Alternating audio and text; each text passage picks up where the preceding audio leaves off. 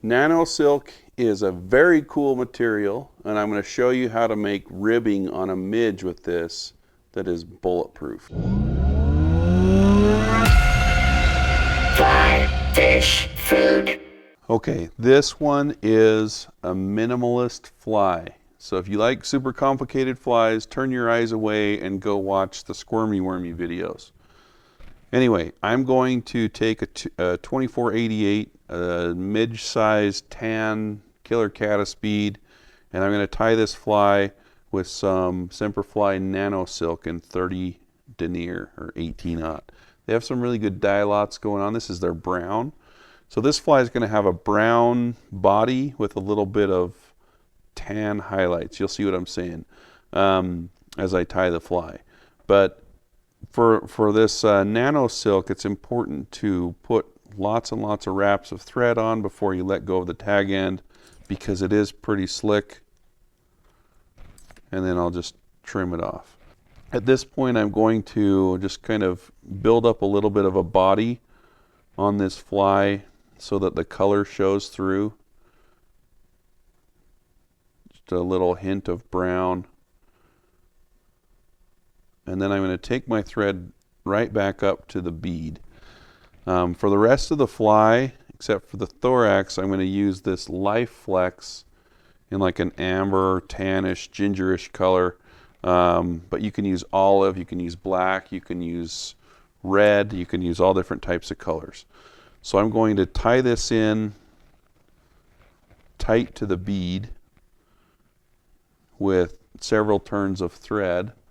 And now I'm going to take this excess and trim it off. You can see how that sucks back down in by the bead. And this one's kind of interesting.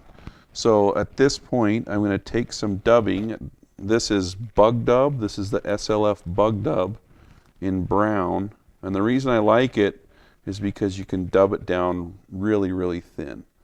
As you can see, it's a really thin dub with a little bit of flash. So I'm going to do a little bit of a thorax, and then my thread is going to be at the back of that thorax. Because what I'm going to do now is I'm going to take this Life Flex and I'm going to create a rib out of this nano silk. So as you can see, I'm kind of grabbing it further back and then sucking it up toward the head, making little bumps of Spanflex. So again, it's a minimalist fly. It's very, very thin. And I'll put a few turns of thread here.